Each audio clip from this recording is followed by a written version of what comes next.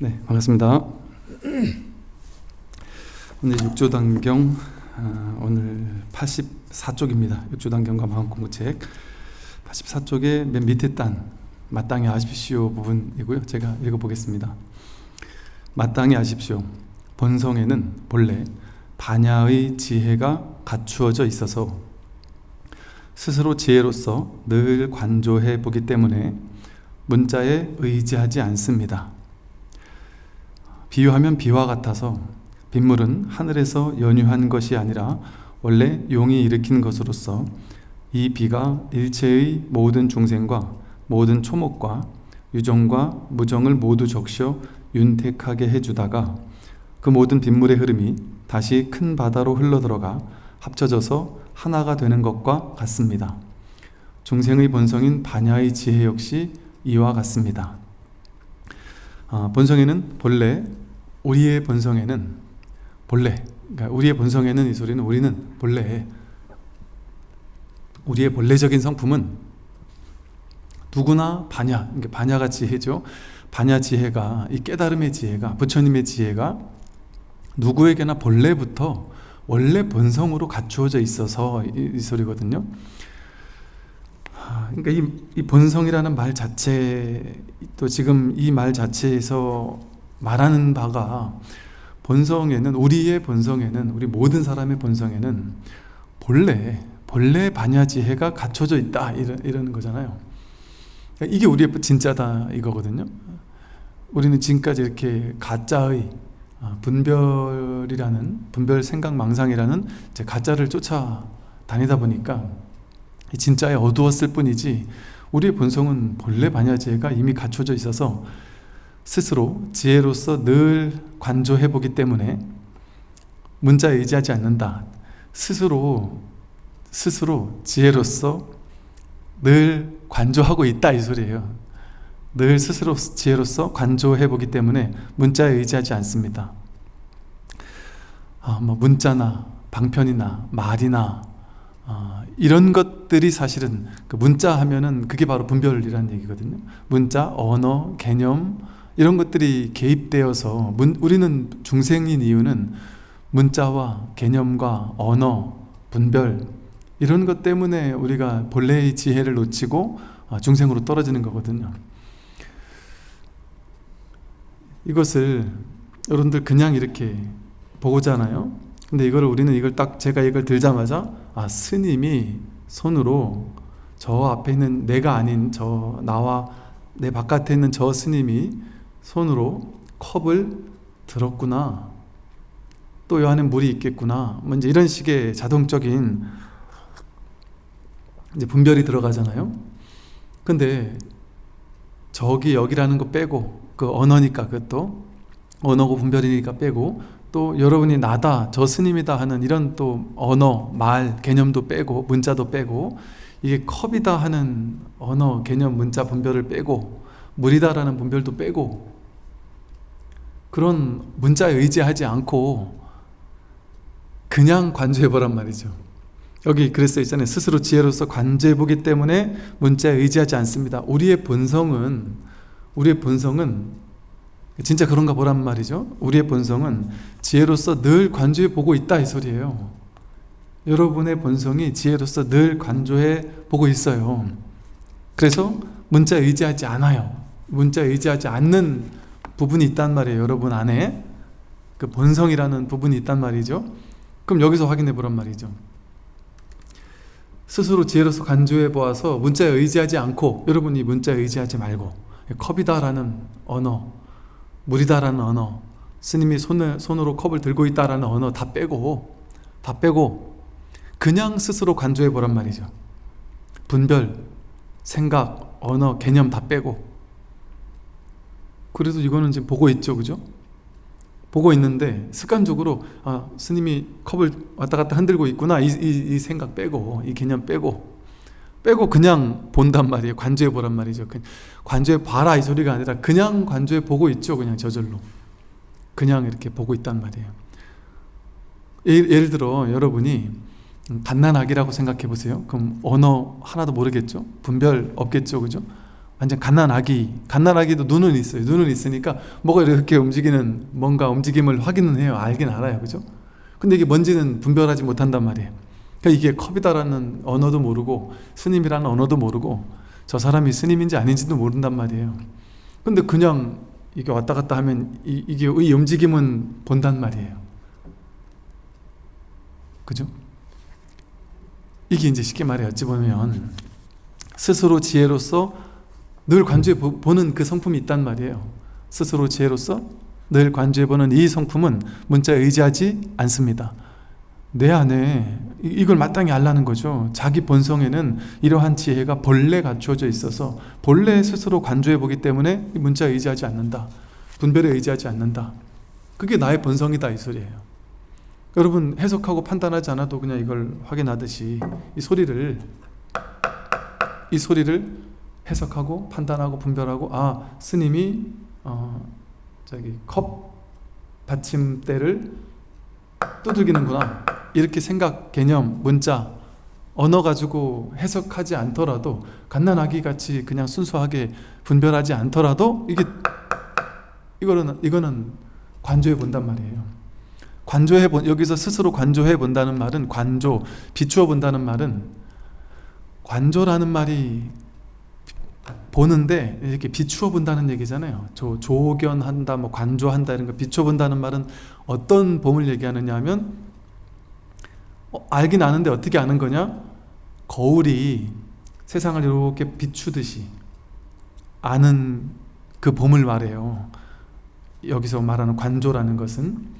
그래서 불교에서 관한다, 비추어 본다, 조한다 또는 안다 이런 식의 다양한 표현들을 할 수 있지만 그 모든 것은 거울이 대상을 비추는 것 같이 비추는 성품이 나에게 본래 갖춰져 있다 이 소리예요. 그게 자기 본래 성품이다 이 소리죠. 그럼 보세요. 이 소리가 그러니까 이 거울은 모양만 비추는 게 아니에요. 이 거울은 보통 일반적으로 우리가 알고 있는 거울은 이게 경대가 있고 거울이 있어서 이렇게 컵이 오면 컵을 비추죠. 시계가 오면 시계를 비추고 세상 모든 걸 그냥 그대로 비추는데 얘는 비추기는 하는데 분별은 안 하죠. 얘가 거울이 똥을 비춘다고 역겨워하고 아름다운 사람을 비춘다고 좋아하고 이러지 않잖아요. 거울은 그냥 비출 뿐이잖아요. 그리고 이 비추는 거울은 육조 스님이 앞에서 말한 이 본래 무일물이다라고 하면서 이 거울은 경대가 없다 이렇게 말했잖아요. 이 거울이라는 뭔가 이렇게 틀도 없고 뭔가가 따로 있는 것은 아니다. 본래 무일물이다 했단 말이죠. 그 말은 이 거울이 새까맣게 오염돼 있거나 거울에다 누가 검은색 색연필로 막 색칠을 했거나 이거 오염을 시키면 거울이 있는 그대로 못 비추잖아요. 거울에다가 빨간색 셀로판 테이프를 붙여버리면 세상이 있는 그대로 비춰지지 않고 빨갛게 비춰지잖아요. 그런데 이 거울이 텅 비어서 어디도 오염되지 않아서 거울은 그냥 있는 그대로 오염되지 않을 때 있는 그대로 비추는 거잖아요. 이것과 같이 우리의 마음 거울, 그러니까 우리의 본성을 마음 거울이라고 이제 마음 거울이라고 이제 얘기한단 말이죠. 즉 나에게 있는 이 마음 거울의 성품을 확인하는 게 그게 바로 견성이란 말이죠. 나한테 본래 갖춰져 있는 마음 거울을 확인하는 것. 이 마음 거울은 모든 것을 비춘다. 모든 것이라는 말은 이 거울은 물질만 비추지만 마음 거울은 색, 성향, 미촉법을 다 비춘다. 이걸 이제 간단하게 말하면 견문각지 이렇게도 표현해요. 보이는 것도 비추고 여러분은 이 보이는 걸 다 그냥 비추잖아요. 알잖아요. 이게 보이는 게 다 안단 말이에요. 해석하고 분별하고 말 따라가지 않고도 그냥 알고 또 아는 성품이 있죠. 또 소리가 들릴 때 이 소리를 어떤 소리라고 분별하기 이전에 벌써 이 소리를 아는 그 자리가 먼저 있단 말이에요. 분별하기 이전에 그냥 소리가 난다라는 그 사실을 있는 그대로 비추는, 해석하고 판단하지 않고 그냥 비추는. 그러니까 갓난아기도 이 소리가 어떤 소리인지 판단은 못해도 이 소리 자체를 알아요. 강아지도 알고 고양이도 알고 갓난아기도 알고.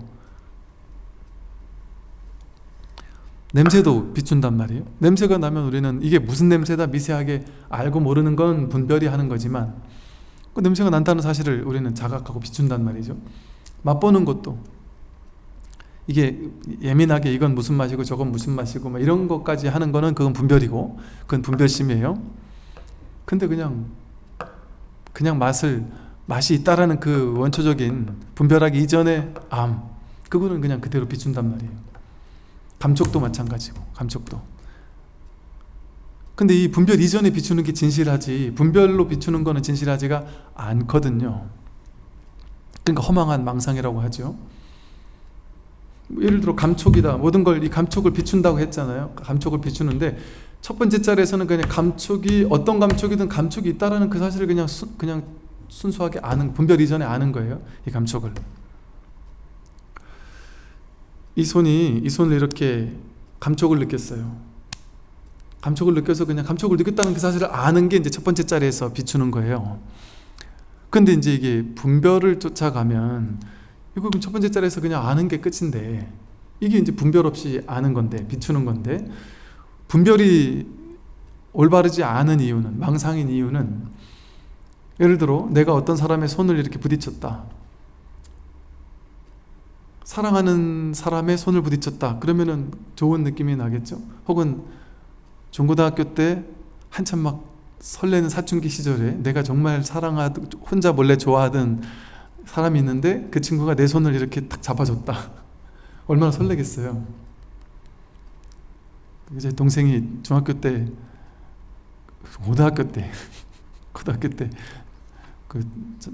자기를 되게 좋아하던 친구가 있었는데 자기도 좀 마음에 들어서 나도 모르게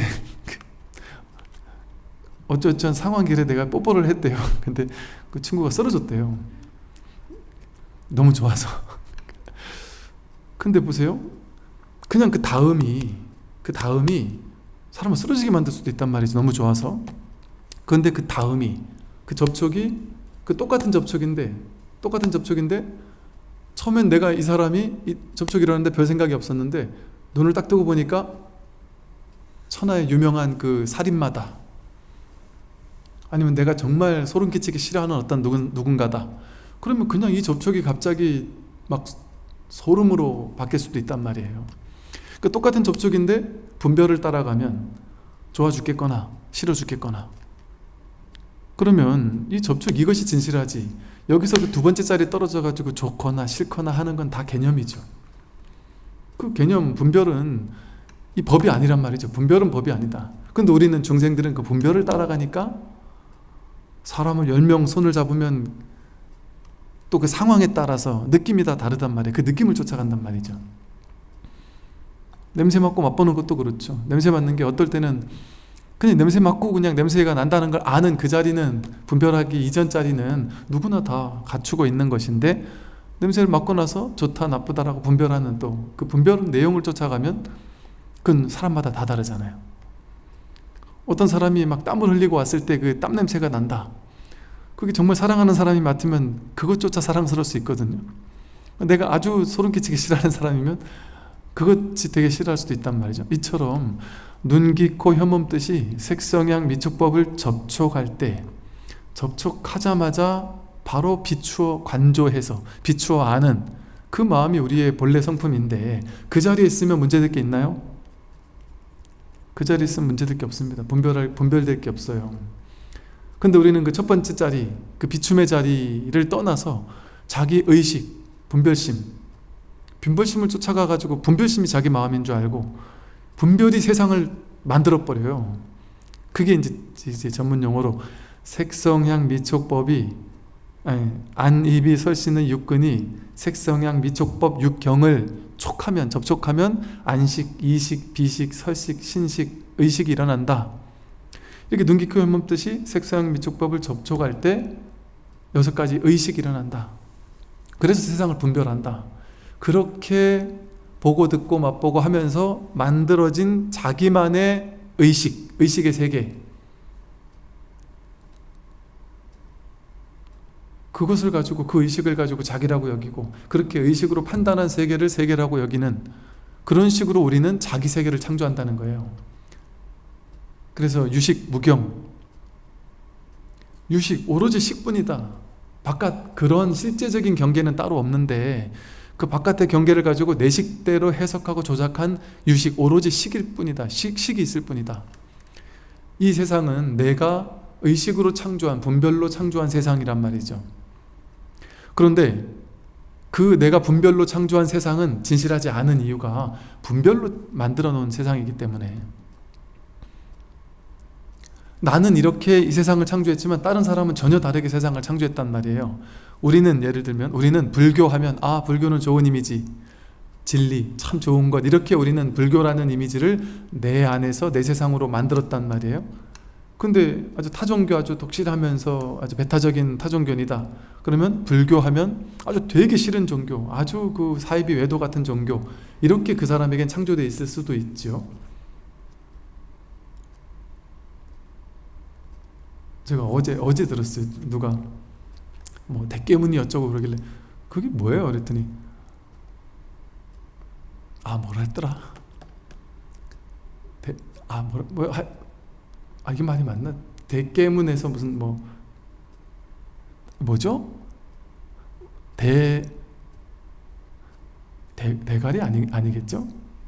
맞나? 하여간 이게 뭐가 깨져도 문재인이 돼가지고 대통령에 대해서 그냥 무조건 열렬히 추종하는 사람들을 그렇게 부른대요. 그럼 보세요. 대통령이 한 명 있어요. 우리나라 여당 야당 쪽에서 돌아가면서 대통령을 하신단 말이에요. 그 한 분의 정치인이 있어요. 그 사람을 나는 너무 좋게 보고 열렬히 응원하고, 또 어떤 사람은 아주 적대시하면서 너무너무 싫어할 수 있단 말이에요. 그러면 그 대통령은 어떤 사람입니까?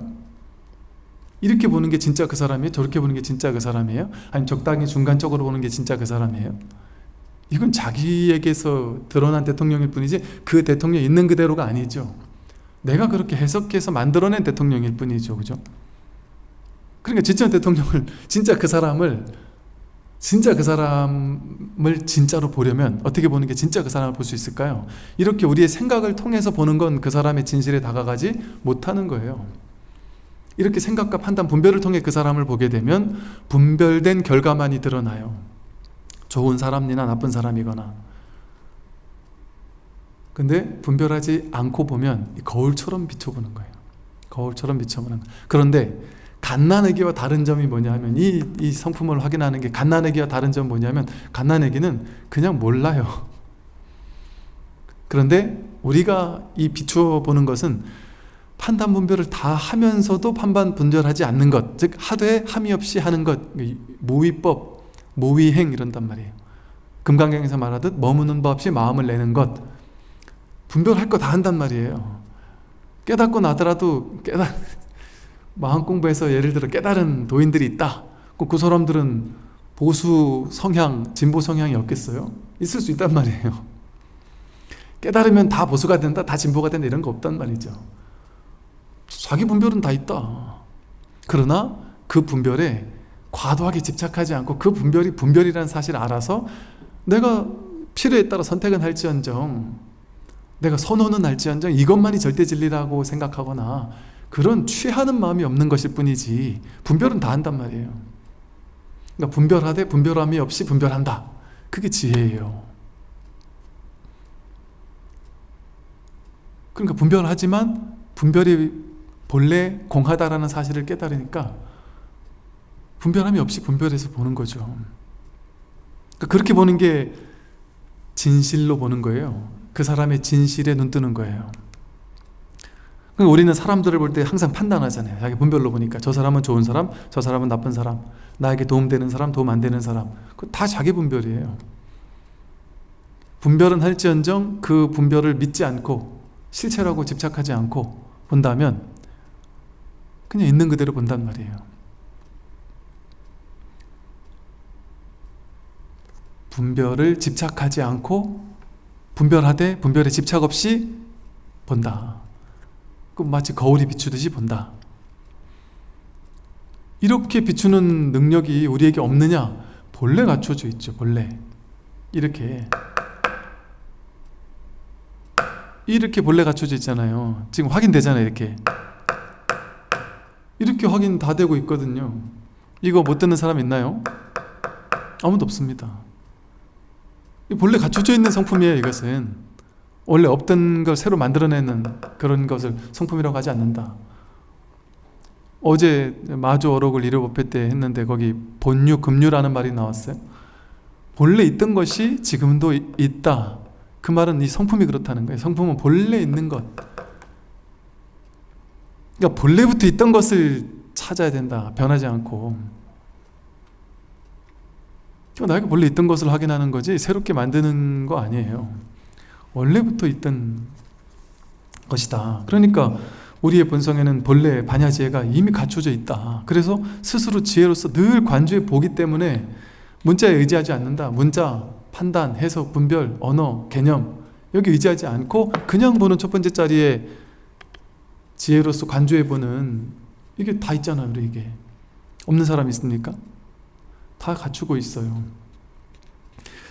비유하면 비와 같아서 빗물은 하늘에서 연유한 것이 아니라 원래 용이 일으킨 것으로서 그렇게 믿었다 그랬죠. 이 당시에는 이 비가 일체의 모든 중생과 모든 초목과 유종과 무종을 모두 적셔 윤택하게 해주다가 그 모든 빗물의 흐름이 다시 큰 바다로 흘러들어가 합쳐져서 하나가 되는 것과 같습니다. 중생의 본성인 반야의 지혜 역시 이와 같습니다. 이 물이라는 것은 일체 중생에게 가고 막 초목에게 가고 유종과 무종에게 갈 때는 큰 나무에게 나무를 키워주기도 하고 또 사람이 먹으면 사람의 몸이 되기도 하고 뭐 이렇게 컵 속에 담기기도 하고 음식에 뭐 육수가 되기도 하고 짐승의 몸에 들어가면 짐승의 몸이 되기도 하고 그러면서 세상 만물을 다 살린단 말이에요. 만물에게 가서 다 그것으로 화해서 그것이 되어서 그것으로 화한단 말이죠. 그러나 결국에는 그것이 흘러서 하나의 바다로 가는 것 같이 하나의 바다로 갔을 때 하나의 물인 것과 같이 분별된 그 삼라만상으로 가 있을 때는 다 다르게 드러나지만 사실은 그게 하나의 바다로 흘러다는 것처럼 마치 그것과 같이 이 법도 마찬가지다. 사람에게 분별될 때는 다 다르게 분별되지만 즉 파도의 입장에서 본다면 다 다른 파도지만 그 모든 파도가 하나의 바다이듯이 물이라는 게 각자 일체 중생이나 초목이나 유정, 무정 이런 모든 존재들에게 가서 그것이 되었을 때는 뭐 사람의 피가 되기도 하고 나무의 수액이 되기도 하고 이렇게 다양하게 이렇게 막 변화하지만 그 변화하는 게 결국에는 하나의 물인 것처럼 결국에는 한 법이다. 둘로 나뉘지 않는 이 하나의 불이법이다. 이 불이법의 하나의 지혜, 이 진실, 이 본래의 성품 이것이 누구에게나 산천초목 어디든지 삼라만상 어디든지 무엇이든지 모든 것에 다 갖춰져 있다. 이 얘기를 이런 식의 비유를 든 거예요. 중생의 본성인 반야의 지혜 역시 이와 같습니다. 이 반야의 지혜는 결국엔 이렇게 모든 물은 전부 다 바다로 흘러가듯이 결국 바다에서 하나가 되듯이 일체 중생은 결국에는 바다에서 만난다. 하나의 바다에서 하나의 진실 불성 그러니까 귀의 한다 이러거든요. 삼귀의 나의 본래 성품은 바다이기 때문에 나의 본래 성품은 본래 부처이기 때문에 본래 부처 본래 법 본래 승 청정한 승 이 불법성 삼보가 나의 본래 성품이기 때문에 그래서 자성삼보라 그러거든요. 내가 본래 이렇게 깨달은 불법성 삼보이기 때문에 결국에는 나는 모든 물이 어디를 돌고 돈다 할지라도 결국엔 바다에 가서 하나로 만나잖아요. 우리는 결국에는 지금은 분별을 쓰느라고 다 분별된 대상에 가서 생각이 꽂혀 있으니까 허망한 망상으로 분별된 것이 다 다르다고 생각하면서 이건 좋아하고 저건 싫어하고 하면서 취사간택의 놀이에 빠져 있지만 우리는 결국에는 뭐가 됩니까? 결국엔 바다로 흘러가요. 바다에서 하나가 돼요. 일심의 바다에서. 걱정할 필요가 없습니다. 사람들은 그런 걱정하잖아요. 내가 죽고 나서 지옥 가면 어쩌나, 죽고 나서 심판받아서 지옥에 가서 무간지옥에 떨어지고 발설지옥에 떨어지고 아주 막 추운 지옥, 아주 뜨거운 지옥 이런 온갖 지옥을 막 9천을 떠돌겠지. 이런 상상을 하면서 죽음 이후를 두려워하고 나중에 늙어서 병들면 어쩌나 온갖 생각 망상을 가지고 산단 말이죠. 쓸모없는, 전혀 쓸모없는 망상을 하고 산단 말이죠. 근데 그런 걱정할 필요가 없다. 결국에 우리는 어디로 갑니까? 우리는 지옥으로 가는 게 아니라 바다로 흘러가는 물처럼, 지금은 다 다른 중생이지만 결국에는 우리 몸에도 70%가 물이라고 하잖아요. 물로 이루어져 있듯이, 그 물은 전부 다 바다로 가듯이 우리는 결국에는 불성으로 돌아간다. 진리로 돌아간다. 본래 지혜로 돌아간다. 그럴 수밖에 없다. 그게 우리의 운명이라면 운명이고. 왜 그럴까요? 본래 부처니까. 본래 부처니까 부처로 돌아가는 게 아니에요. 지금 이미 부처지. 지금 돌아가 있지. 지금도 부처인 것이지, 다만 내가 부처가 아니라고 망상을 일으키는 것일 뿐이죠. 그래서 삼라만상이 그대로 법이고 그대로 부처고 그대로 진실이에요. 총목보리, 보면 보는 것이 그대로 보리 깨달음이다. 제법 실상, 제법은 일체 모든 삼라만상 모든 것은 그대로 실상이다. 온전한 진실의 모습이다. 제법 개공이다. 제법은 모든 것은 그대로 텅 빈 공한 것이다. 공한 이 법이다. 법이다 이 소리예요. 법의 특성이 공이니까. 그거 우리는 잘못될 수가 없습니다. 우리는 날마다 좋은 날이에요. 우리의 삶은 근원에서 보면 날마다 좋은 날이에요. 그러나 모양을 쫓아가면 좋고 나쁜 날들이 교차 반복되죠. 어떤 사람의 인생은 비참하고 어떤 사람의 인생은 괴롭죠. 그러나 비참하고 괴롭고 못났고 능력 없고 이 문제투성이인 이대로 오늘도 좋은 날이고, 문제 있는 이대로 문제가 없단 말이에요. 이대로 부처란 말이에요. 이 법의 자리에서 본다면, 분별의 자리에서 보면은 스님 어떻게 그런 말씀 하실 수가 있습니까? 저는 지금 돈도 없고 힘들고 몸도 아프고 우리 부모님도 돌아가셨고 그래서 막 서글퍼 죽겠는데 어찌 이대로 좋은 날이라고 하고 어찌 이대로 문제가 없다고 할 수 있습니까? 스님이 아직 젊어서 가까운 사람이 죽지 않아서 그런 얘기를 하시는 거 아니에요. 이렇게 얘기하시는 분도 계신다. 왜 그럴까요? 왜 그런 말을 할까요?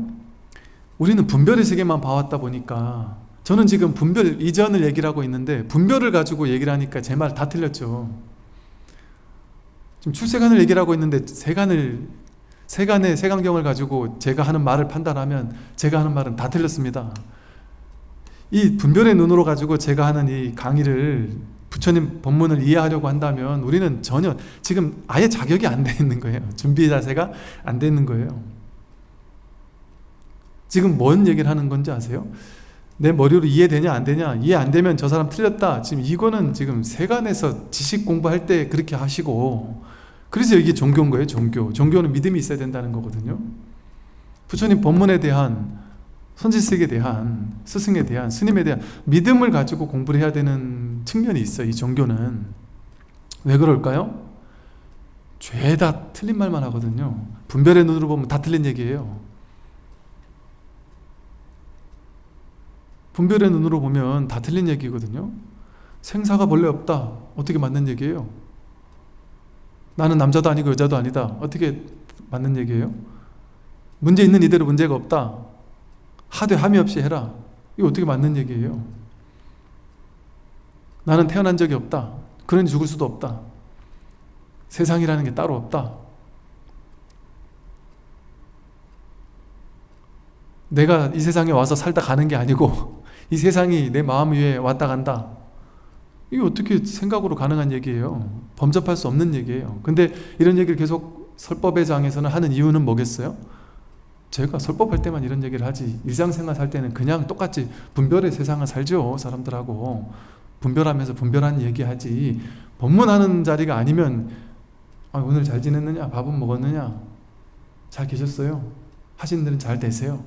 아이고 잘 되셔야 되는데, 몸은 좀 괜찮으세요? 몸 좀 빨리 나셔야 되는데, 이런 얘기 하지.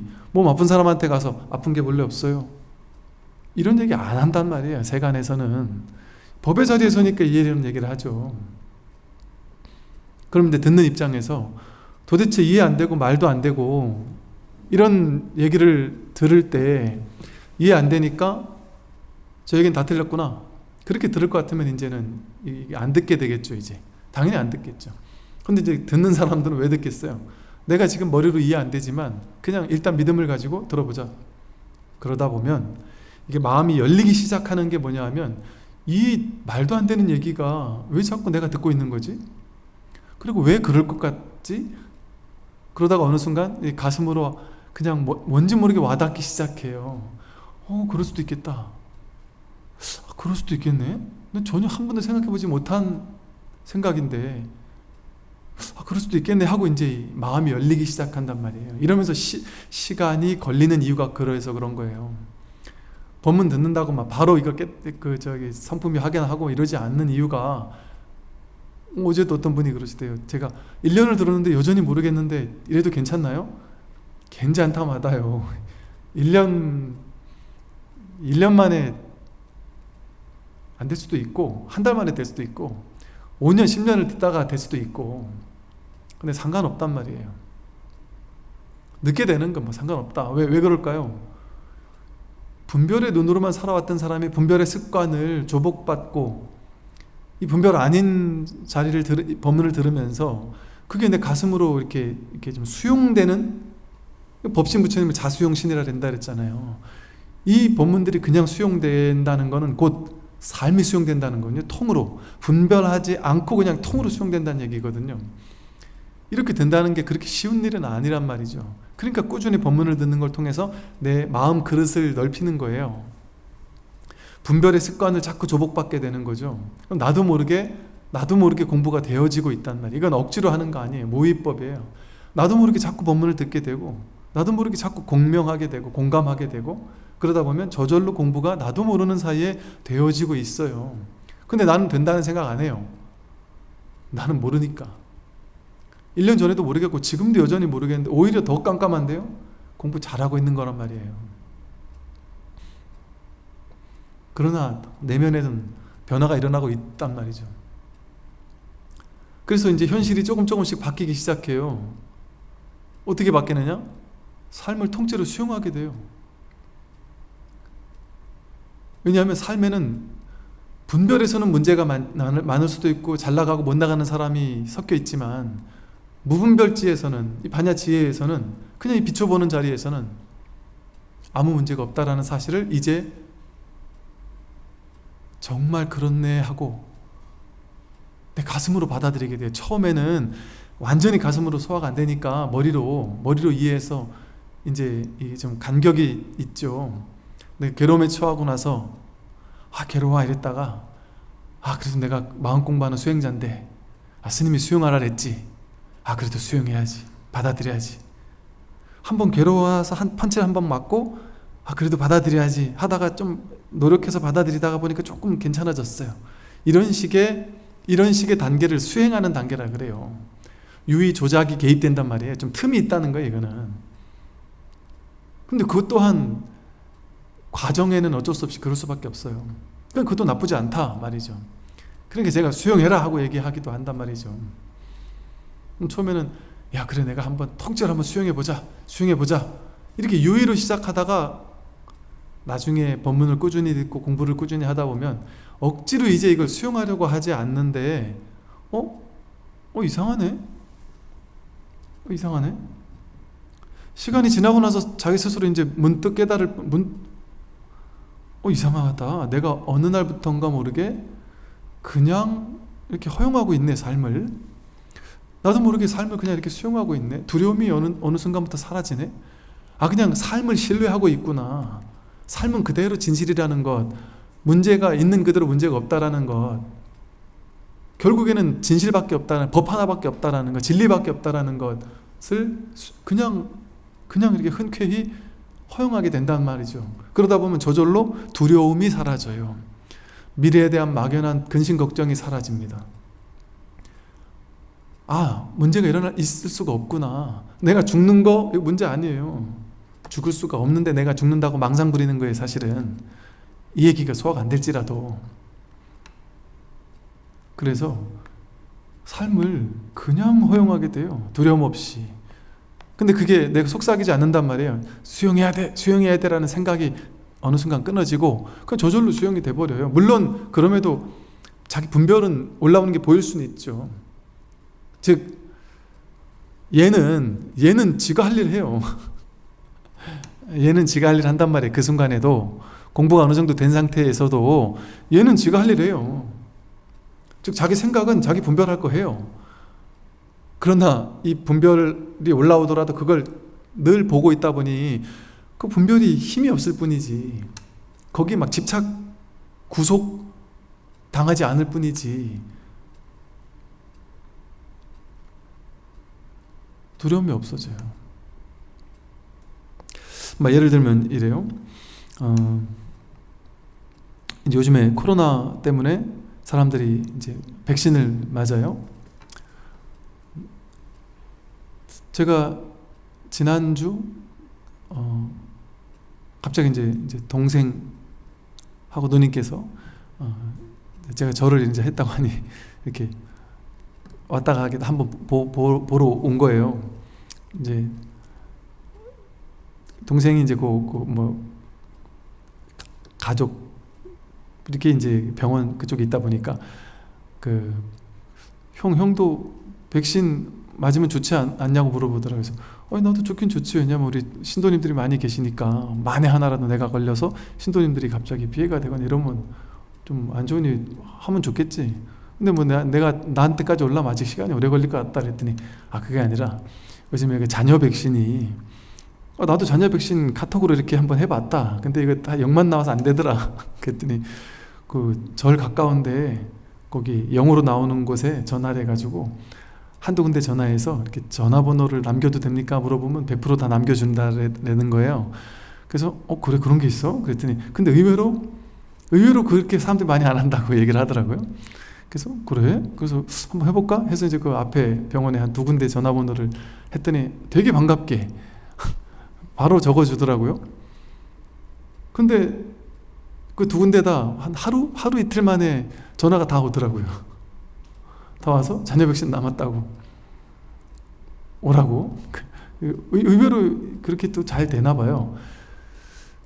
그러다가 이제 또 갑자기 예약 오면 됩니다 이랬다가 이제 간다 그랬더니 갑자기 또 전화가 와서 뭐 정책이 바뀌어가지고 안 된다 그래서 안 되나 보다 하고 그냥 놔뒀더니 또 그 다음날 또 전화가 왔어요. 그래서 갑자기 미리 해놨던 사람에 한해서만 뭐 9일 이전까지는 해도 된다더라. 그래서 또 오라는 거예요.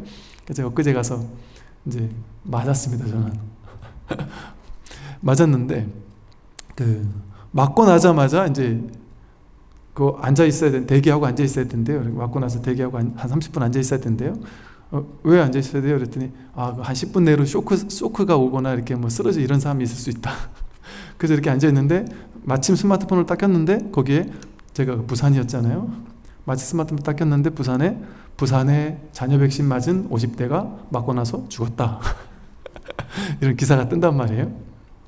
그럼 지금까지 백신 맞고도 몇 명이 죽었다 이런 게 뜬단 말이에요. 그러면 이제 에고는 자동 반사적으로 인연 따라 생각은 일어난단 말이에요. 헐, 나도 죽는 거 아닌가 이런 생각이 일어날 수 있단 말이죠. 이것뿐 아니라 제 어렸을 때도 그런 것 같아요. 내가 뭐 사고가 나서 빨리 죽거나 병이 나서 빨리 죽거나 남들이 병원 가서 무슨 병 걸렸다 이러면 나도 그 병 걸리는 거 아니야? 제 어릴 때 저희 그 사촌, 육촌쯤 되는 형님들 집안이 있었는데요. 그 집안에 형님부터 남자 사형제가 있었는데 이 사형제가요 똑같은 암으로 거의 비슷한 나이대에 50대 초반쯤 되는 비슷한 나이대에 차례차례로 네 분이 다 똑같이 돌아가셨어요.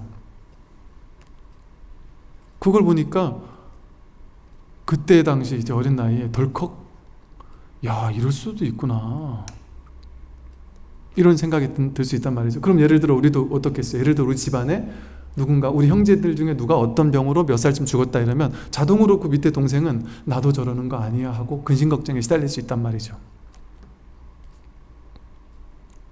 그런데 이 마음 공부를 하게 되면 이제 이게 이제 속삭임의 구조를 얘기하면 이렇다는 거죠.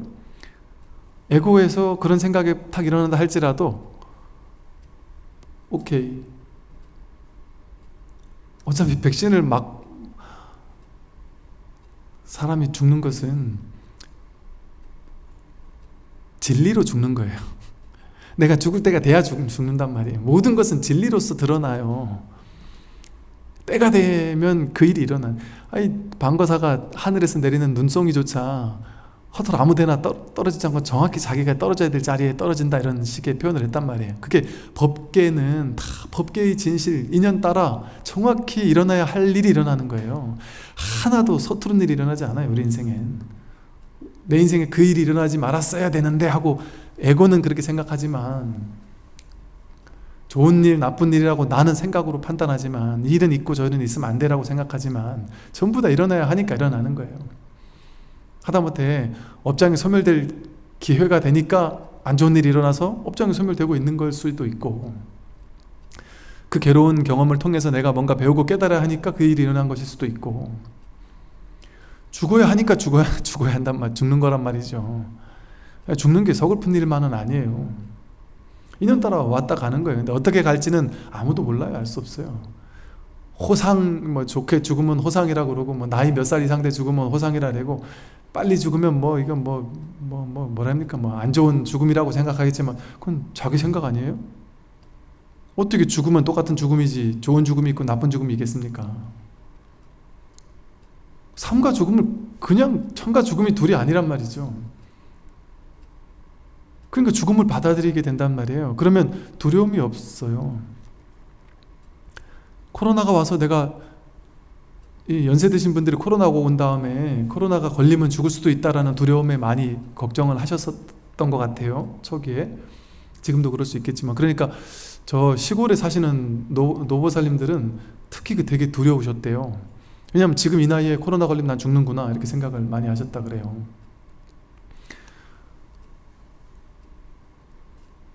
코로나 걸려서 죽었으면 그때가 그냥 내가 죽어야 될 때인 거. 제가 이렇게 말한다고 이게 숙명론을 얘기하는 건 또 아니에요. 숙명론, 운명론 이런 것과는 다른 얘기예요. 그러니까 이렇게 그냥 온전히 그냥 이게 어떤 법칙이 있어서 맡기는 게 아니라 그냥 저절로 수용하게 된단 말이에요. 자수용, 완전히 통으로 수용하게 돼요. 그렇게 삶과 죽음조차 수용하게 된다면 뭔들 두려울 게 있겠습니까? 뭔 등을 하거나 하지 못할 게 있겠습니까? 그냥 인연 따라 하고 사는 거지. 백신 맞아 죽을까 봐 못 맞겠어요. 그러면 운전도 하면 안 돼요. 차 사고로 죽는 사람이 더 많지 않겠어요? 백신 맞고 죽는 사람보다? 아무것도 할 수 있는 게 없습니다. 비행기 못 타요. 비행기 추락하다 죽으면 어떻게 해요? 그냥 인연 따라 완전히 맡기게 되니까 두려움이 없죠. 완전히 허용하게 돼요, 삶을. 그러니 생사를 내맡기게 됐다면, 허용하게 됐다면, 살면서 일어나는 하나하나 그런 거에 뭐 크게 스트레스 받고 두려워하고 이러겠습니까? 자연스럽게 내맡기고 살게 된단 말이죠. 그러니까 만사태평하단 말이에요. 만사 오케이가 된단 말이죠. 물론 뭐 그런다고 해서 아무것도 안 하고 살지 않는단 말이에요. 열심히 산다. 부처님처럼. 부처님같이 일을 다 해마치신 분이 이 인류 역사 속에 이렇게 열정적으로 삶을 사신 분이 계십니까? 부처님처럼? 우리나라 수십 배 되는 그 넓은 인도 땅을 끊임없이 80세 되실 때까지 끊임없이 걸으면서, 끊임없이 이 나라 저 나라 다니면서, 인도에 16개 나라가 있다는데 우리나라보다 훨씬 더 큰 나라들이잖아요. 땅이 그리 넓으니까. 그럼 그 16개의 나라를 다, 어지간한 나라들 다 다니면서 교화를 하셨는데, 그거 여기 서울에서 인천 가는 정도 거리가 아니에요. 걸어서 다니는데. 그때는 뭐 차가 있었습니까? 여기서 뭐 중국, 북경, 일본 뭐 이런 정도의 거리란 말이죠, 이를테면.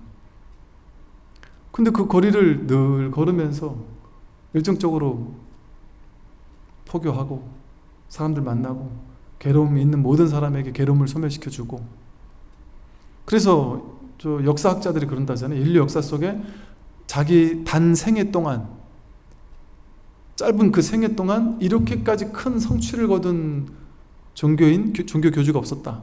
뿐만 아니라 그냥 일반인들도 그런 사람이 잘 없었다. 16개 모든 어지간한 나라마다 가면 너도 나도 왕이, 장자들이, 사람들이 막 그냥 절을 지어서 공양 올렸단 말이에요. 부처님, 제가 절을 이미 지어놨으니 제발 좀 와서 평생에 한두 번이라도 좋으니 와서 법문 좀 해주십시오. 아니면 스님의 제자라도 좀 파견시켜 주십시오. 그러면서 수없이 많은 절을 당대에 지었단 말이에요. 지금 예를 들어 우리나라 뭐 종교 지도자분들, 아주 좀 쉽게 말해서 단시간대에 확 성장을 이룬 종교 지도자분들이 뭐 서울에 잘 되는 종교 이제 뭐 절이든 교회든 있으면, 그리고 이제 부산도 내고 대전도 내고 대구도 내고 큰 도시마다 이렇게 돌아가면서 내시잖아요. 근데 그것만 해도 엄청난 성공을 거둔 종교인 아니겠어요? 근데 부처님은 그 당시 교통도 없고 이러던 때에 그런 엄청난 열정적인 포교 교화를 하셨단 말이죠. 어떻게 스님, 그렇게 되면은 사람이 너무 힘 빠지고 힘없고 일도 안 하고 게으르고 놀고 먹고 그러지 않을까요? 부처님이 그랬냔 말이에요. 부처님이 그러지 않는다. 그러지 않습니다. 그리고 그럴 수가 없는 게, 사람이 도를 깨달아도 배고파 죽겠으면 어떨까요? 배고파 죽겠으면 도를 깨달으면 가만히 앉아서 기운을 돌려가지고 배부르게 만들까요? 그렇게 안 된다니까요. 배고프면 천하의 부처님이라고 할지라도 어디 가서든 뭘 먹어야 돼요. 먹으려면은 뭐 국어를 해서 먹든 탁발을 해서 먹든, 아니면 법회를 해가지고 법회 후에 후원해주는 것을 먹든 뭐라도 해야 된단 말이에요. 직장인들은 더욱더 하죠. 돈 열심히 안 벌 것 같지만 안 그렇다니까요. 깨달음을 얻은 직장인들 지금 많아요. 깨달았다 이런 말은 좀 너무 거창하고, 이 법의 자리를 확인하고 꾸준히 공부해 나가는 직장인분들 꽤 많아요. 그분들 직장 다 때려치느냐? 안 그렇습니다. 직장생활 열심히 해요. 어떤 분들은 오히려 더 잘 된다 그러죠. 내가 애쓰지 않았는데 오히려 더 잘 된다.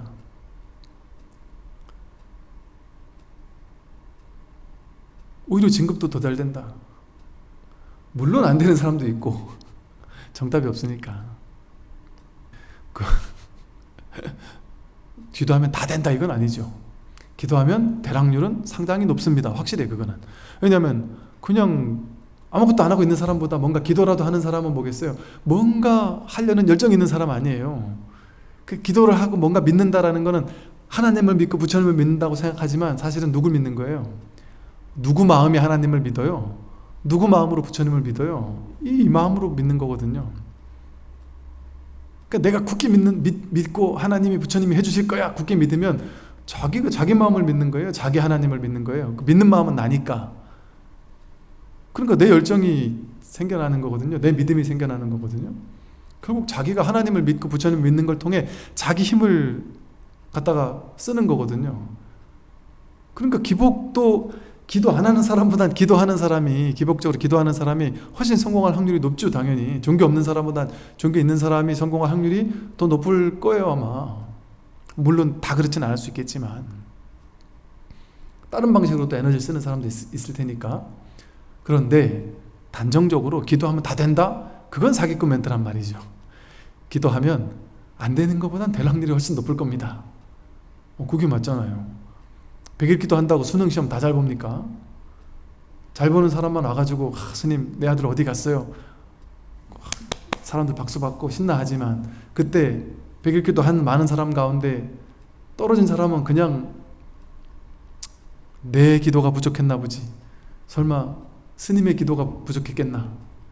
그러고 그냥 받아들이니까 그냥 가만히 있는 것이지. 다시 이제 돌아가서요. 이렇게 우리는 본래 반야지혜가 이미 갖추어져 있습니다. 그리고 우리는 본래 갖춰져 있기 때문에 결국에는 바다로 가요. 본래 부처라는 자성의 바다로 갈 수밖에 없습니다. 선지식들이요, 낮은 근기의 사람이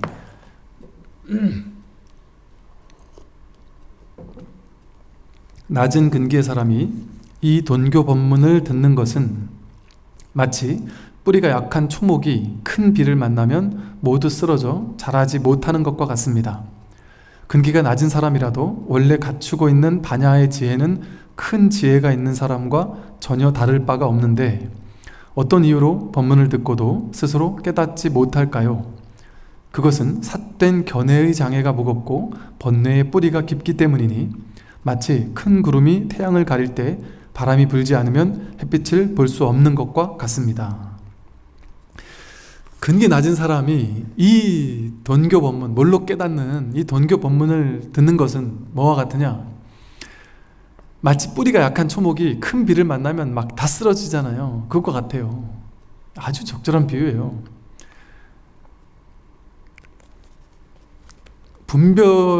분별밖에 모르는 사람이 이 무분별지의 법문을 들을 수도 없고, 그러니까 이제 제가 보니까 그래요.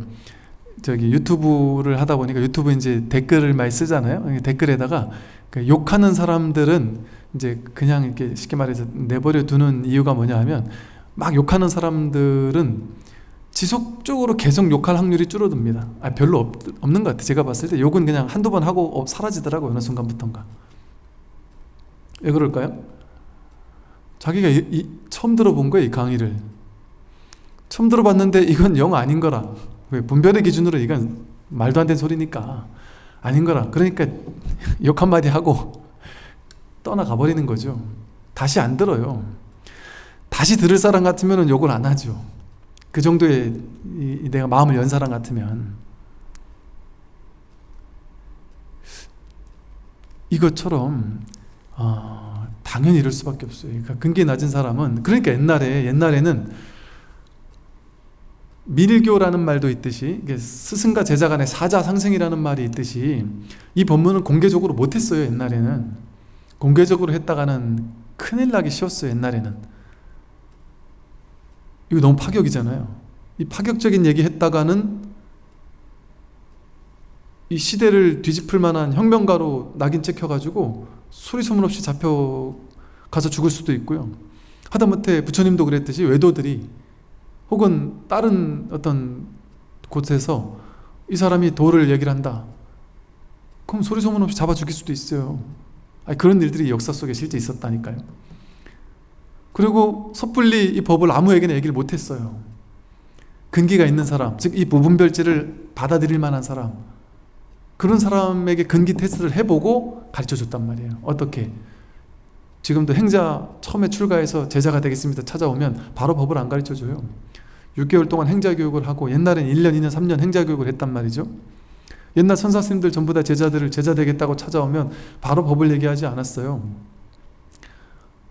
늘 법을 가리켜 보이긴 했지만, 직진심을 하긴 했지만, 그 제자들이 그 직진심을 알아볼 안목이 없었기 때문에 법을 가르쳐 준다는 생각도 못하고 있죠. 그러니까 한 6개월이고 1년이고 이렇게 그냥 잡일만 시키는 거예요. 같이 밥 해먹고 빨래하고 설거지하고 농사일하고 그러면 같이 살았던 거예요. 그냥. 그러니까 옛날 선사 스님들 일화보면 제자들이 엄청 많아요. 이게 한두 번이 아니라 여러 경우가 있어요. 제자가 한 1년 동안 이 스님을 모셨어요. 1년 동안 모셨는데 이 스님이 법을 한 번도 가르쳐 주지 않는 거예요. 나는 법을 깨달으려고 왔는데. 그래서 화딱지가 나서 이 스님에게 얘기를 합니다. 스님, 제가 스님 이게 뒤치다거리나 해주려고 온 줄 아십니까? 법을 가르쳐 주면서 이런 것도 시키든지 법도 안 가르쳐 주고 저는 떠나가겠습니다. 어디로 가겠느냐? 이 법을 알려주는 곳으로 가겠습니다. 그럼 이제 어떤 스님 같으면 법이 있는 곳으로 가겠습니다 하니까, 어디로 가겠습니다 하니까, 그 법이라면 나한테도 있는데, 스님한테 무슨 법이 있습니까? 나한테 한 번도 가르쳐주지도 않은 것을. 그럼 무슨 말 하는 것이냐? 난 너가 여기 처음 온 날로부터 시작해서 지금 이 순간까지 단 한 번도 법을 숨긴 적이 없고 늘 법을 가르쳐 보였다. 너가 밥해 오면 밥을 먹었다. 차를 가지고 오면 차를 마셨다. 인사하면 인사를 받아줬다. 그게 직진심이에요.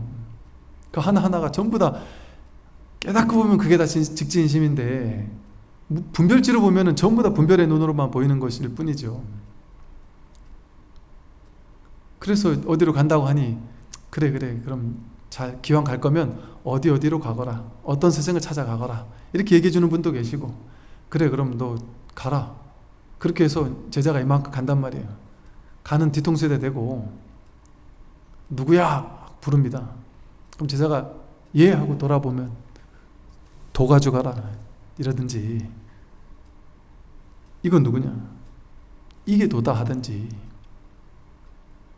누구야 했는데 획 돌아보면서 그때 바로 알아서 깨치든지, 이런 일이 일어나기도 했단 말이죠. 그래서 이게 사실은 막 대중공문 할 만한 성질의 것은 아니긴 해요. 사실은 이 말이 맞아요. 근기 낮은 사람이 이 동교법문을 듣는 것은 마치 뿌리 약한 초목이 큰 비를 만나면 다 쓰러져 자라지 못하는 것과 같아서 욕한다니까요. 제가 20대 때 큰 스님들 법문 듣고 욕했다 그랬잖아요. 제가 근기 낮은 초목이 작은 초목밖에 안 되는 게 큰 비를 만나니까 쓰러지는 거예요. 당연히 그렇게 돼 있습니다. 근데 이 법문을 그래도 내가 뭔지 모르지만 계속 듣게 된다. 그 숙세에 인연이 있는 사람들이에요. 말하자면, 이게 우리 오랜 비유로 든다면 인연이 있는 사람들이에요. 진짜로. 이거 여러분, 이거 장난하는 공부가 아니에요. 이거 장난치는 얘기 아니에요. 제가 웃으면서 얘기하지만 이거 장난이 아니에요. 그냥 웃으면서 하는 얘기 아니에요. 이거는, 여러분, 죽고 사는 문제가 장난입니까? 죽고 사는 문제가 장난이겠어요? 이거 그냥 심심한데 한번 공부 한번 해볼까? 나도 공부하다가 뭐 어쩌지 하다가 깨달을 수도 있지 않을까? 이런 정도의 마음 가지고 딱 해서는 뭐 좀 안 될 거예요. 아마 될 수도 있겠지만, 이게 좀 간절해야 된단 말이죠. 진지한 자세. 그러니까 진지한 자세가 막 심각해질 필요는 없어요. 가볍게 들어도 좋은데, 그래도 내가 한번 이 공부를 한번 진짜 해봐야 되겠다. 그래서 이게 정진바람이라고 하는 끈기가 있어야 돼요. 이거는요, 도노 견성이 됐든 해오가 됐든 그 이 자리를 확인하는 게 중요한 게 아니에요. 확인한 다음에 그 이후의 과정이 너무 지겹달까? 내지는 오래 걸리다 보니까 나고자 되기 금방 나가 떨어지기 쉽단 말이죠. 제일 중요한 건 정진바람이래. 제가 봤을 때는 단시간에 단거리 달리기 하듯이 막 그냥 내가 한번 빨리 깨닫고 끝내버리겠습니다, 이거 안 돼요. 된다 하더라도 그 이후에 공부가 다시 흐지부지 되면 안 된단 말이죠. 이건 정진바람에 오래 달리기예요. 평생토록 하는 것이고, 이 해오냐 정오냐가 중요한 게 아니에요. 그러면 해오 증오라는 말이 있어요. 해오는 이해하는 깨달음이라고 부르지만 사실은 머리로 가볍게 이해하는 그런 거 아니에요. 가슴에서 어느 정도 뭐랄까, 이게 참 말이라는 게 정확하지 못해서 어떻게 얘기하기 어려운데, 가슴으로 어느 정도 소화가 되는 어떤 체험적 이해라고 볼 수 있어요. 어느 정도 그런 좀 체험에 어느 정도 동반된 이해가 해오라고 불러요. 진울 스님 같은 경우는 이 해오를 도노라고 했어요. 해오를 도노 견성이라고 했어요. 그래서 이렇게 해오를 통해서 견성을 하고 나서 이제 점수를 오래 해야 한다. 그 점수하는 기간 동안 여전히 중생의 어떤 현상의 모습을 보이면서 오래오래 공부를 해야 한다. 그러나 이 증오하는 과정에서 내 안목이 자꾸 달라지고 공부가 된다. 그러다가 이제 결국에는 10년, 20년, 30년 하다 보면 이제 안목이 밝아져서 내가 결국 증오라는 더 이상 물러날 데 없는 확고부동한 깨달음에 딱 도달한다, 이런 식의 말씀을 하셨단 말이에요. 모구자 진울 스님이. 근데 또 이제 어떤 다른 스님은, 예를 들어 성철 스님 같은 분은 진울스님을 아주 잘못됐다라고 이제 얘기를 하시면서 도노 점수 아니다, 해오는 깨달음 아니다, 그런 거 깨달음 아니다, 완전한 증오만이 깨달음이다, 그때 도노라고 한다, 이렇게 말씀하셨단 말이에요. 이게 어느 스님이 맞고 어느 스님이 틀리다라고 할 수는 없는 것 같아요. 그 말이잖아요. 말. 도노라는 말이잖아요. 말이 뭔 중요해요. 해오가 도노일 수 있는 측면도 있고 증오를 진짜 도노라고 해야 하는 측면도 있죠, 당연히. 그리고 해오라고 했을 때, 해오라고 하지만 사실 이게 이미 돈수까지 끝난, 법의 자리에서 보면 해오라고 했을 때도 그게 돈수까지 끝난 걸 수가 있고, 또 현상적인 입장으로 봤을 때는 앞으로 이제 해오 했으니까 이제부터는 점수가 필요한 것일 수도 있어요. 이렇게 말할 수도 있어요. 그리고 또 다른 말로는 이거 아직 도노 아니야 라고 할 수도 있어요. 제자들을 이끄는 입장에서는 도노라고 해버리면 자기는 깨달았다는 상이 생기니까 거기에서 오는 온갖 망상들이 또 일어나요. 주로 크게 일어나는 망상이 나 도노 했다고 했는데 난 왜 이렇게 분별이 계속 일어나는 거지? 왜 난 이렇게 계속 안목이 밝아지지 못하는 거지? 난 왜 옛날하고 똑같지? 같은 시기에 분별이 또 일어나요. 그거는 내가 깨달았다는 하나의 상을 또 덧붙여 놓으니까 거기서 일어나는 거예요. 아마 그런 것들을 경계하느라고 성철 스님께서 완전한 돈수만이 진짜다, 이 공부에는 점수가 없다, 그래서 완전한 증오가 일어나기 전에는 그 깨달음이라고 하면 안 된다, 이렇게 성철 스님은 말씀하셨단 말이에요. 근데 그 측면도 이해되는 측면이 있단 말이죠. 그 측면에서 본다면, 성철 스님 말씀하신 그 측면에서 본다면 해오는 아직 다 아니다, 다 된 게 아니다, 아직 멀었다, 공부인이니까 깨달았느냐 하는 소리는 입에 담지도 마라. 그러니 아무도 못 깨달은 거예요. 그렇게 돼버렸을 때는 그냥 공부인인 거죠. 공부인인 거지. 여전히 공부인인 것이죠. 그것도 바람직한 일견, 공부인들에게는 아주 또 바람직한 부분일 수 있어요. 성철 스님의 또 안목도. 어느 게 맞다 틀리다 이렇게 얘기할 수는 없지만, 중요한 건 이제, 그러나 도노 점수가 됐든 도노 돈수, 우리 근대 선지식 유명한 스님들 중에도 도노 점수적인 측면을 딱 얘기하는 분, 도노 돈수적인 측면을 딱 얘기하는, 이렇게 나뉘어요. 그런데 이게 우리가 봤을 때 나뉜다고 보는 거지, 이제 제 안목에 봤을 때는 그 스님들이 진짜 그렇게 나뉘었다기보다는 그 스님들은 그런 측면 때문에 이런 사람을, 그런 삿된 망상을 깨주기 위해서 도노 돈수라고 얘기할 수 있고, 또 이런 사람의 망상을 깨주기 위해서는 도노 점수라고 말할 수도 있고, 이런 측면들이 있어 보여요. 그래서 중요한 점은 도노 점수가 맞아 하고 쥐거나 도노 점수가 맞아 하고 쥐면 그거는 다 삿된 견해예요. 견해를 쥐고 있는 거잖아요. 견해를 쥐고 있는 것은 정견이 아닙니다. 그 스님들은 그냥 그걸 그때 인연 따라 쓴 거지, 거기에 딱 이것만이 진리라거나 이게 내 법이라거나 이렇게 쥐지 않았다고 봐요. 그랬다면 그것은 바른 법도 아니었을 것이고.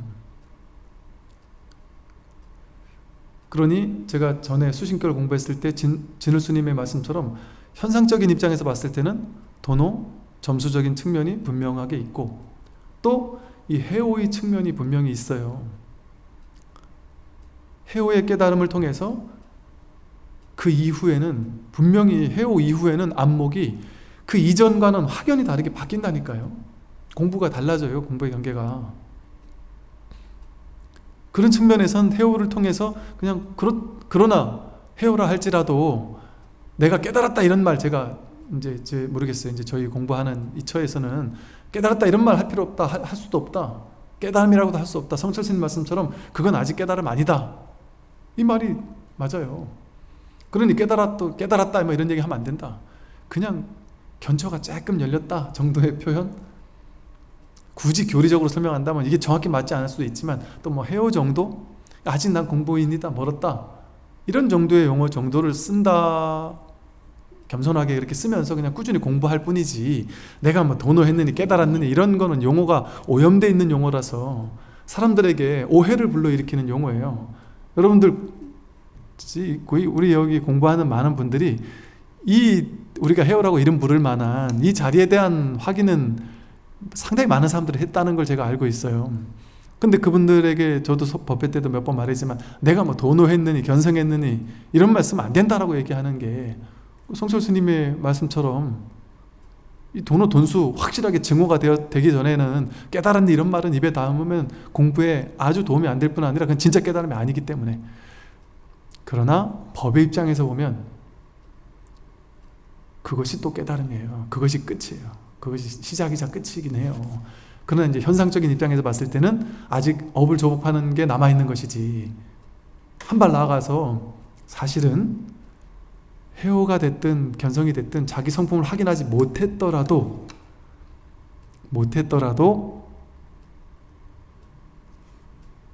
이대로 부처예요. 법의 자리에서 보면 깨닫지 못했더라도 이대로 도노돈수라니까요. 그게 이 육조단경의 도노사상 아니에요. 지금 여기서 계속 도노사상을 얘기하잖아요. 본래 부처다라는 얘기를 하죠. 본래 갖춰져 있다는 얘기잖아요. 본성에는 본래 반야지혜가 갖춰져 있다. 그래서 이 반야지혜의 작용, 스스로 지혜로서 늘 관조해 보기 때문에 문자에 의지하지 않는다. 지금 이미 그러고 있다는 거거든요.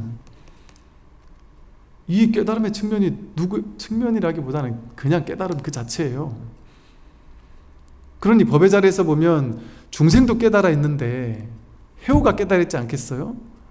그런데 이 현상적인 또 우리의 이 방편의 현상적인 측면에서 본다면 깨달음이다 이런 얘기는 함부로 이름 붙이는 게 아니죠.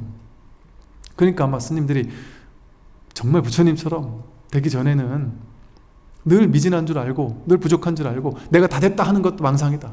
그런 망상 부리면 더 이상 공부 나가지 않는다 이렇게 얘기했단 말이에요. 근데 저도 그런 사람들 뭐 몇몇 봤거든요. 물론 그분의 공부가 깊어진 거는 알지만 난 공부 다 됐다 이렇게 보는 분도 간간히 있을 수 있어요. 근데 부처님께서 가섭존자에게, 최고의 상수제자라고 했던 가섭존자에게 몇 번을 그런 얘기를 하거든요. 야 가섭아, 그렇게 너는 이걸 볼 수 없다. 너의 공부는 아직 열애까지 오지 못했기 때문에 그건 열애만 확인할 수 있는 것이 너는 아직 모른다. 이런 식의 얘기를 하시는 장면들이 있거든요.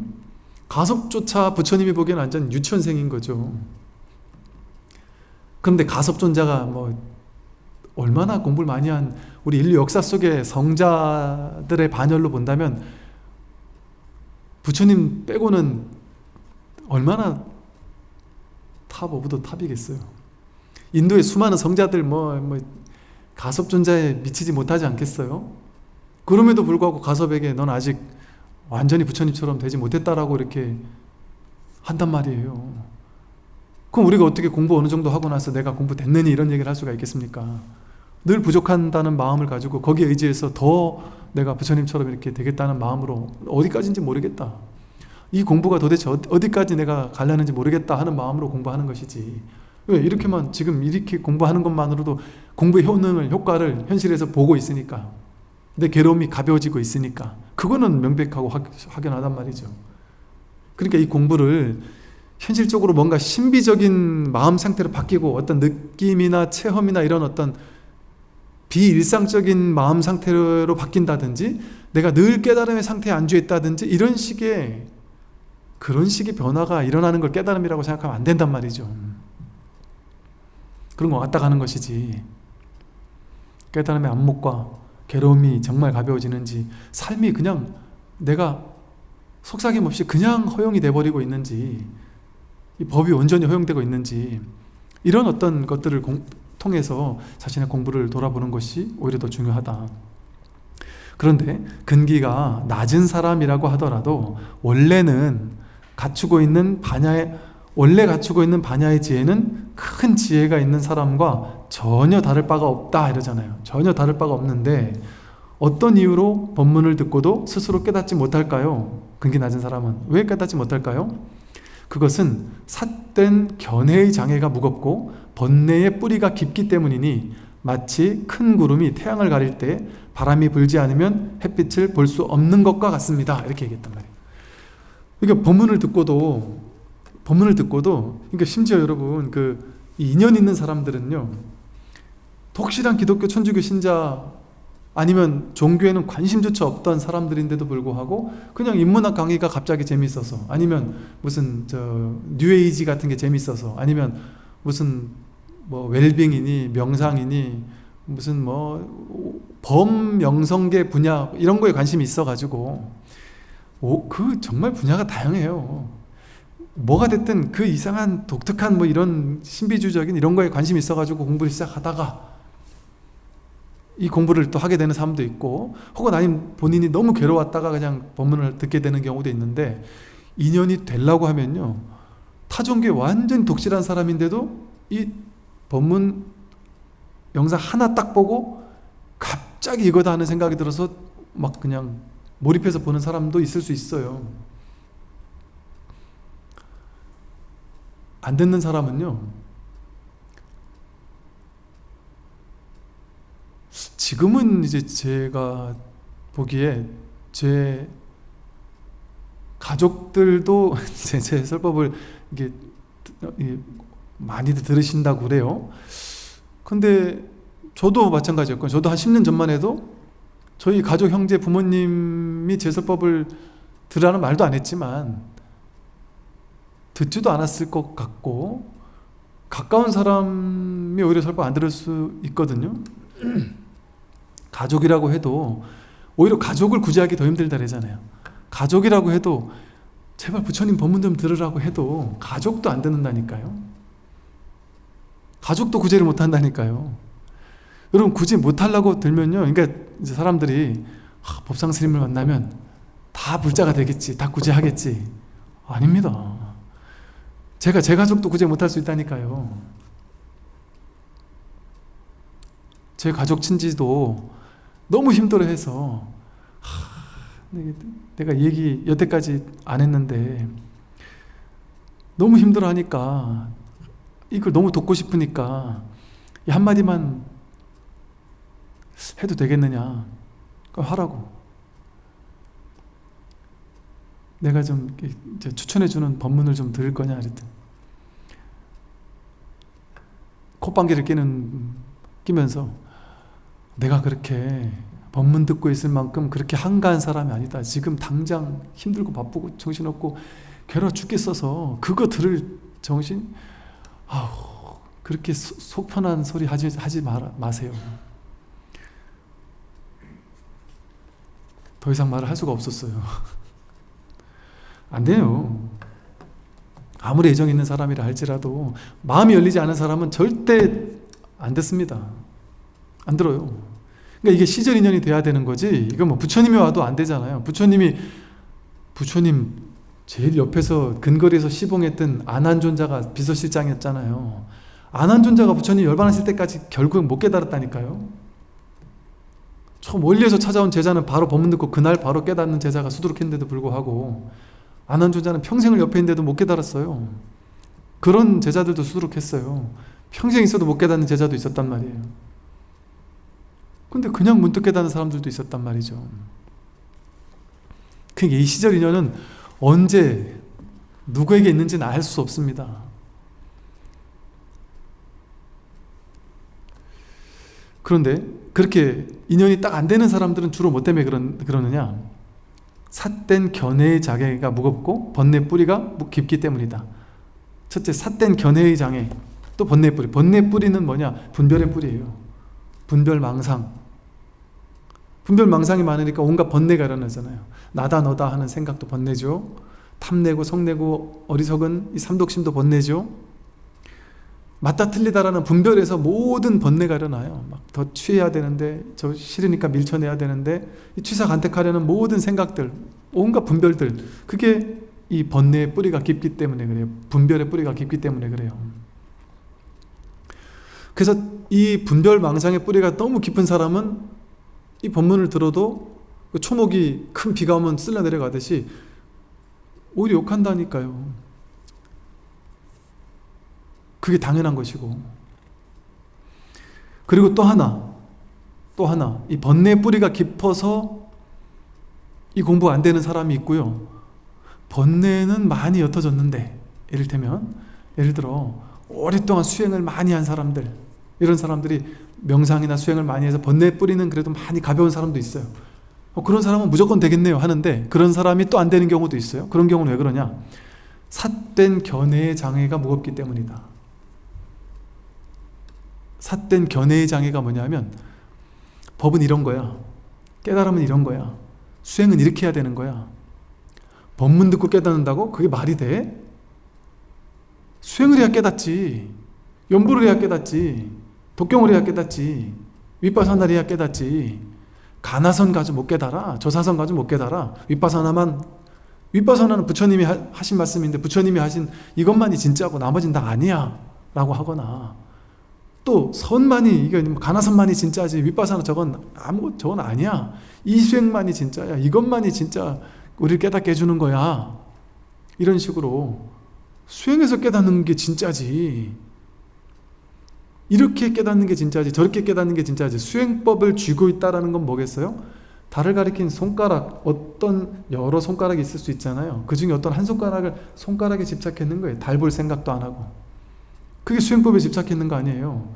뗏목 타고, 어떤 뗏목을 타든지 타고 저 언덕에 가서 내리면 되는데, 딱 타고 보니까 이 뗏목이 막 그럴싸하고, 이 뗏목이 꼭 깨달음 같은 거예요. 그러니까 좋은 뗏목 하나 붙잡고는 뗏목에서 내릴 생각을 안 하는 거예요. 뗏목은 이미 도착해 있어도, 심지어는 있어도 못 내린단 말이에요. 계속 뗏목만 타고 있거나 손가락만 보고 있으면, 특정한 수행법에 집착해 있으면, 그게 견해의 장애란 말이에요. 삿된 견해의 장애. 부처님, 바른 견해란 무엇입니까? 정견이란 무엇입니까? 물어봐요. 초기불교 경전에 다 읽어보세요. 바른 견해란 무엇입니까? 바른 견해란, 정견이란 어떤 견해도 쥐고 있지 않은 것이 바른 견해다, 이렇게 얘기한단 말이에요. 우리는 부처님 견해를 쥐고 있는 게 바른 견해라고 생각해요. 부처님 견해를 쥐고 있는 건 그 어떤 견해도 쥐고 있지 않은 것이 부처님 견해를 쥐고 있는 거예요. 그게 무슨 말이고, 어떤 견해에도 아무리 옳은 거라 할지라도 거기에 취하지 않는 것, 머물지 않는 것, 무주법이라고 하잖아요. 무유정법, 정해진 법이 없다. 어디에도 머물러 집착하지 않는 것, 그게 진짜 법이에요. 그런데 하물며 삿된 견해에 집착하고 있다면 깨달을 수 있겠느냐. 그래서 차라리 불교 공부 많이 안 한 사람이 깨닫기 더 쉽다는 얘기를 하죠. 진짜예요. 진짜예요. 견해의 장애가 없는 사람, 불교는 이런 거야, 깨달음은 이런 거야 하고 어설프게 깨달음을 공부해가지고 그 깨달음을, 내가 공부했던 깨달음을 쥐고 있는 사람 제일 위험해요. 제일 공부가 안 돼요. 이게 깨달음이라고 생각하니까.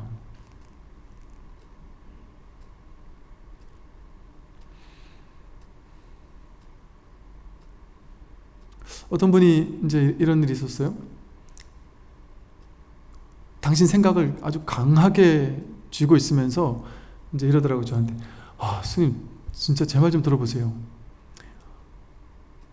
어떤 스님이 공부를 많이 했다 해가지고 갔더니, 이 스님은 공부 제대로 못한 스님이더라고. 그래서 이래놓고 어떻게 공부를 한 스님이라는 척 하는지 모르겠다라면서 아주 삿된, 아주 정견이 없는, 아주 공부 너무 안 한 스님이더라고 하면서 막 열을 내면서 저한테 와서 그러시는 거죠. 뭐 어떤 얘기인데요? 그랬더니 이 스님은 진짜 공부를 제대로 못한 스님이다 하면서 내가 하는 이 말을, 그 말이 틀렸다 그러더라. 이건 진짜 옳은 말인데. 그래서 무슨 얘기인데? 그랬더니 저한테 그러는 거예요.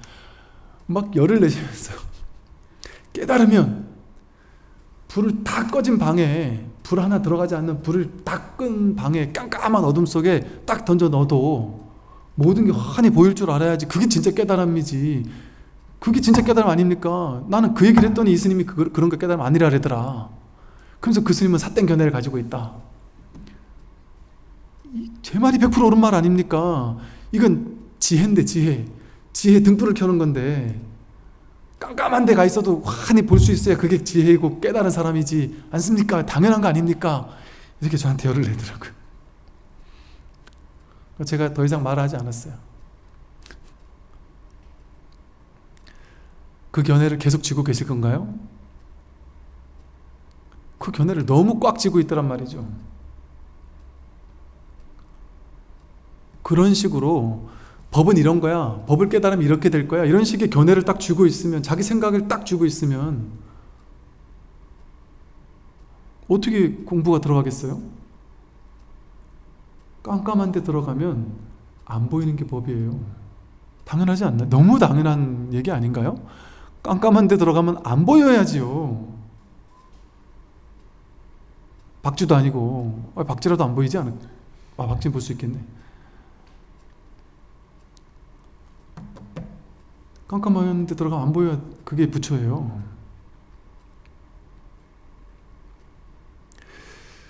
이런 식으로 두 가지 장애. 이거 뭐라더라? 이거 무슨 장애라 하죠? 번뇌장, 소지장애라 하죠. 이것을 뒤에 걸 번뇌장애라고, 아는 바의 장애를 소지장애라 그래요. 삿된 견해의 장애를 소지장애라 그러고, 번뇌 뿌리가 깊은 장애를 번뇌장애라 그래요. 그래서 이 두 가지 장애가 있으면 이것은 마치 큰 구름이 태양을 다 가리고 있는 것과 같아서, 큰 구름이 막 먹구름이 태양을 가리고 있으면 햇볕을 볼 수 없잖아요. 햇볕은 바로 지혜의 등불을 얘기해요. 햇볕을 볼 수 없어요. 바람을 불어야지만 볼 수 있단 말이에요. 바람이 확 불어와서 무거운 어둠을 싹 몰아가야지만 햇볕이 드러난단 말이에요.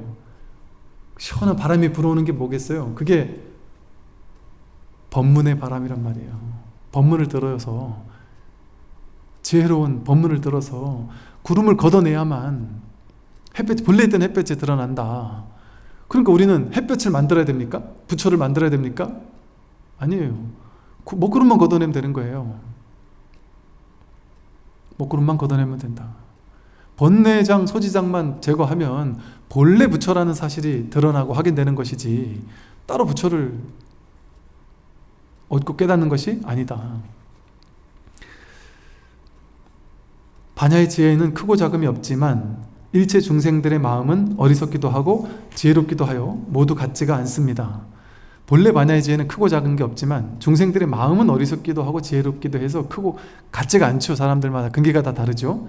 어리석은 마음으로 밖을 보면서 수행하고 부처를 찾지만 자성을 깨닫지 못하니 그것은 곧 근기가 낮은 것입니다. 뭐가 근기가 낮은 것이냐? 밖을 보면서 수행한다는 말이 뭐냐 하면, 내가 부처인데 이 부처인 회광반주에서 자기 부처를 보려고 하지 않고 바깥을 보면서 바깥에 있는 부처를 찾아 나서려고 하고, 바깥에 어디 도가 있는 줄 알고 찾아 나서려고 하는 동안은 자기를 돌이켜보지 못하니까, 바깥을 보게 되면 수행이라는 도구를 통해 저 부처로 가기 위해서 애쓸 거 아니에요? 그러니까 그런 동안은 부처를 찾지만 자성을 깨닫지 못한다. 그러니 그것이 바로 근기가 낮은 거다. 그러니까 밖을 향해서 수행하고 추구하고 쫓아가고, 이게 바로 근기가 낮은 거란 말이에요. 만약 돈교 법문을 듣고 깨달아 바깥으로 닦는 것에 집착하지 않고, 돈교 법문을 듣고 깨달아서 바깥으로 닦는 것에 집착하지 않고 다만 자기의 마음에서 늘 정견을 일으키며 번뇌의 티끌에 오염되지 않을 수 있다면 이것이 곧 견성입니다. 뭐가 견성이냐? 이 동교 법문을 듣다가 깨달아, 여러분 깨달아, 깨달아란 말이 대단한 거예요. 깨닫는다. 몰랐다가 알게 되면 우리 아이고 깨달아, 이제 깨달았다 이러잖아요. 깨달음은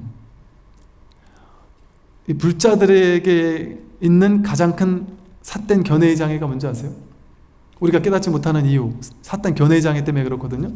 그 삿된 견해의 장애 중 하나가 법상이에요. 법상, 아상 법상 이러잖아요. 법에 대한 상, 법에 대한 상, 법은 이런 거야, 깨달음은 이런 거야, 이런 상. 그게 삿된 견해의 장애예요.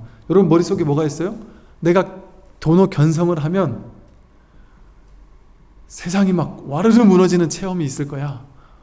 막 쑥 내려가는 체험이 있을 거야.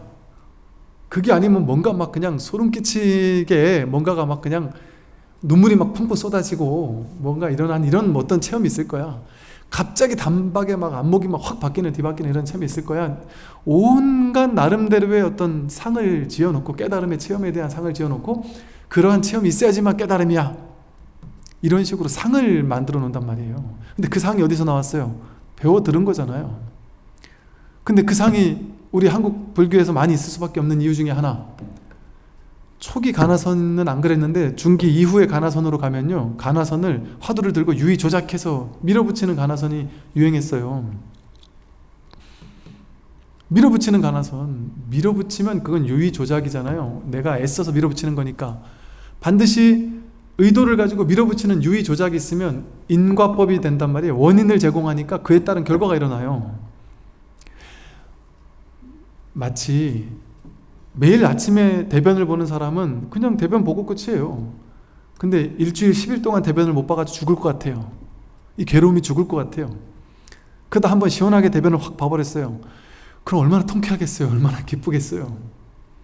그 체험이 얼마나, 대변의 체험이 쑥 내려가는 체험이 얼마나 기쁘겠어요. 내가 화두를 들고 그냥 밀어붙이고 있었어요. 이게 꽉 막혀있단 말이에요. 꽉 막혀있다가 이게 뻥 터질 때 얼마나 기쁘겠냔 말이에요. 체험도 세게 온단 말이죠. 내가 어떤 수행했느냐에 따라서, 어떤 식으로 공부했느냐에 따라서 체험이 어떻게 올지도 또 어느 정도 달라지고요. 또 그것만이 아니에요. 다양한 경우의 수가 있어요.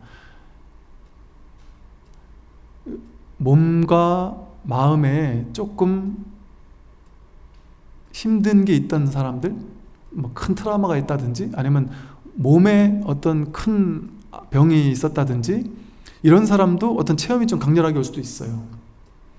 또 공부 좀만 심지어 어떤 분들은 법문 듣다가 막 몸이 흔들리거나 이런 체험들이 있는 사람들도 있고, 그런 사람들이 이 자리를 잡아가면서 어찌 보면 이게 우리가 그냥 굳이 말로 표현해 본다면, 예를 들면 이렇게 좀 이렇게 뭔가 제대로 뚫리지 않고 이러던 어떤 몸이나 마음에 있던 어떤 부분들이 이게 이제 제대로 자리를 잡아가는 과정에서 어떤 몸과 마음에서 강렬한 변화 같은 것도 일어날 수도 있는 그런 경우도 있을 수 있죠.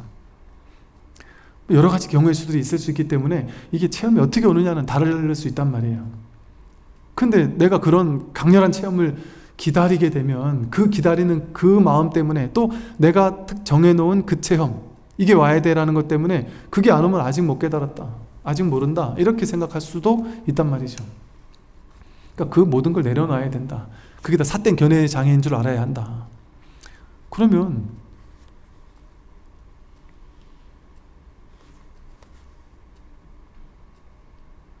법문 듣다가 아니면 길을 걷다가 뭔가 그냥 어떤 순간에 문득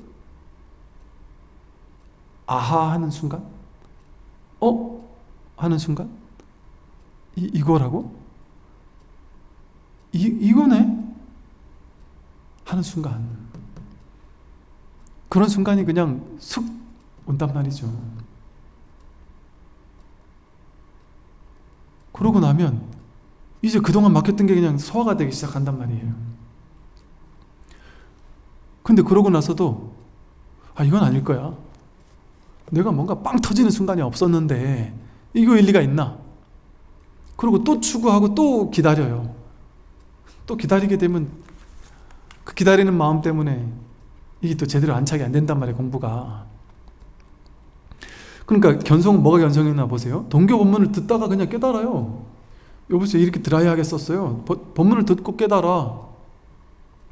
선사 스님들이 깨달은 게 법문 듣고 문답하고 하다가 그냥 알았다, 이 자리를 알았다, 끝.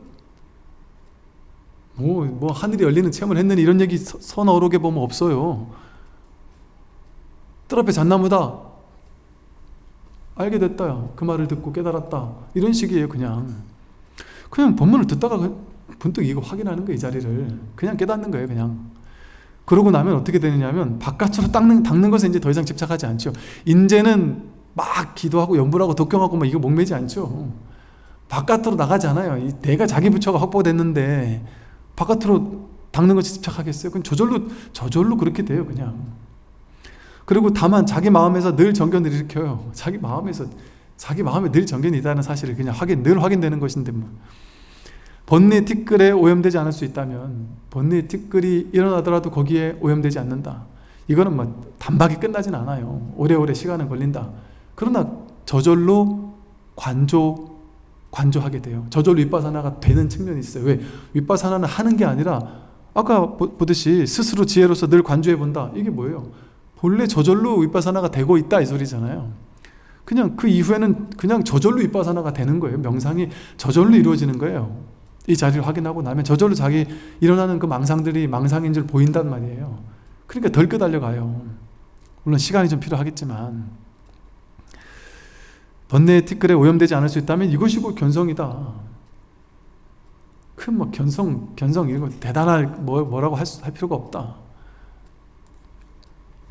그리고 뭐 그렇다고 해서 또 그렇다고 내가 이걸 견성했다 안 했다 이렇게 이름으로 말할 필요도 없고, 선지식들이요, 안에도 밖에도 머물지 않고 가고 오미 자유로우며 집착하는 마음을 능히 제거하면 통달하여 걸림이 없게 됩니다.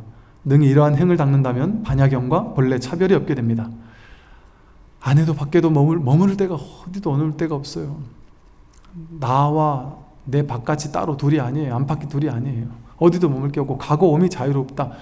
가도 가는 게 아니고 와도 오는 게 아니에요. 내가 오고 가는 게 아니에요. 그냥 마음 안에서, 여러분 꿈속에서 서울을 갔다 오고 부산을 갔다 와도 그냥 이 자리잖아요. 그냥 꿈 깨고 보면 이 자리잖아요. 한 번 하나도 움직이지 않았잖아요. 똑같단 말이에요. 가고 오는 게 없습니다. 집착하는 마음을 능히 제거하면, 본래 그렇다는 사실을 깨달으면 어디에 집착하겠어요? 통달하여 걸림이 없게 됩니다. 걸림 없게 되죠. 이렇게 이러한 행을 닦는 것이 바로 반야경과 본래 차별이 없게 되는 것이다. 오늘 여기까지 하겠습니다. 네, 선물하십시오.